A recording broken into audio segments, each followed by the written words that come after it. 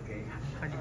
Cinemalaya Citation Full-Length Feature Film Best Performance of an Actress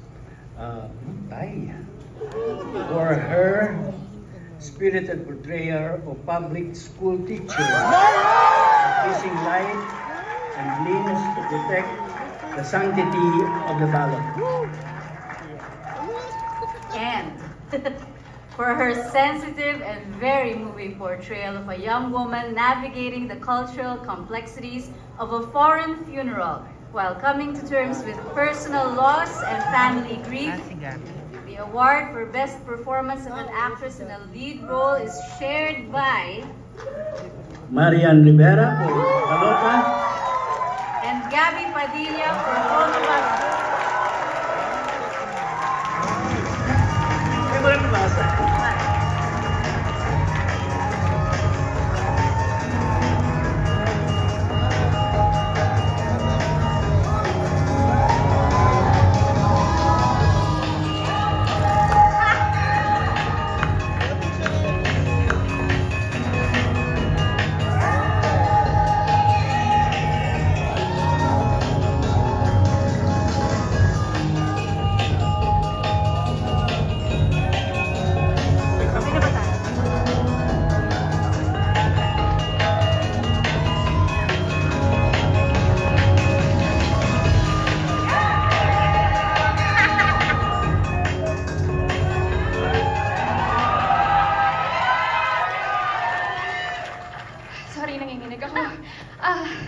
Thank you po to Cinemalaya for giving Filipino filmmakers the platform to tell their stories every year. Thank you so much.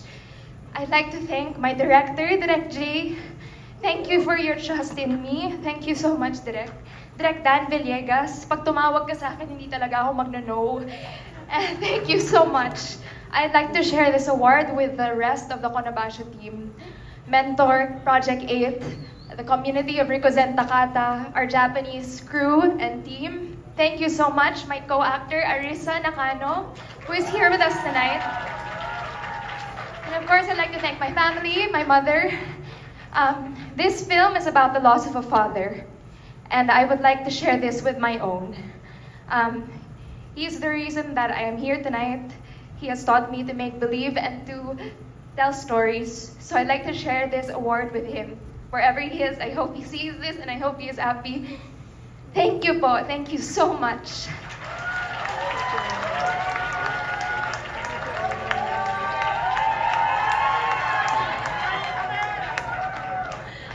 Sa lahat po ng bumubuo ng Cinemalaya, marami pong salamat sa inyo. To my GMA family, thank you. Direk Kip, umpisa pa lang ng shooting natin, ramdam ko ang 100% na pagtitiwala mo sa kakayaan ko kung paano ko i-arte si Teacher Emmy. So thank you, Direk Kip.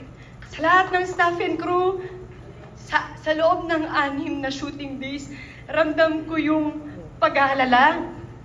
Yes, sorry to say that. 6 shooting days. Ramdam ko yung pagmamahal, pag-aalala, paggabay nila sa akin na safe ako, na kahit anong bigat ng nararamdaman ko sa lahat ng eksena, never nila akong binabayaan at minimake sure nila na maayos akong uuwi kahit sugat-sugat ako. Thank you. Sa lahat ng mga cast na kasama ko dito, napakahuhusay ninyo. At syempre, di matatapos ang pasasalamat na to kung hindi dahil din sa asawa ko.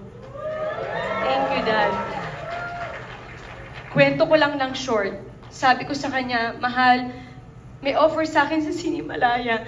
Tatanggapin ko ba? Kakayanin ko ba? Sabi ng asawa ko, wala mang ilang minuto, sabi niya, kailangan mong gawin yan. Kailangan mo ipakita kung sino ka.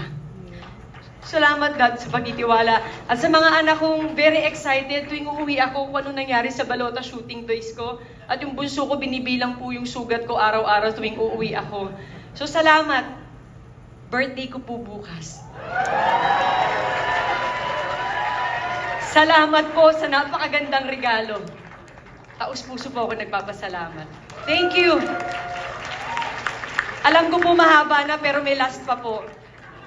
Sa lahat po ng Teacher Emmy na matapang na ginagawa ang lahat para protektahan ang boto ng sambayanan, kahit pa ang sarili ng buhay ang malaan sa panganib. Teacher Emmy, para sa'yo to. Mabuhay po kayo, mabuhay ang pelikulang Pilipino.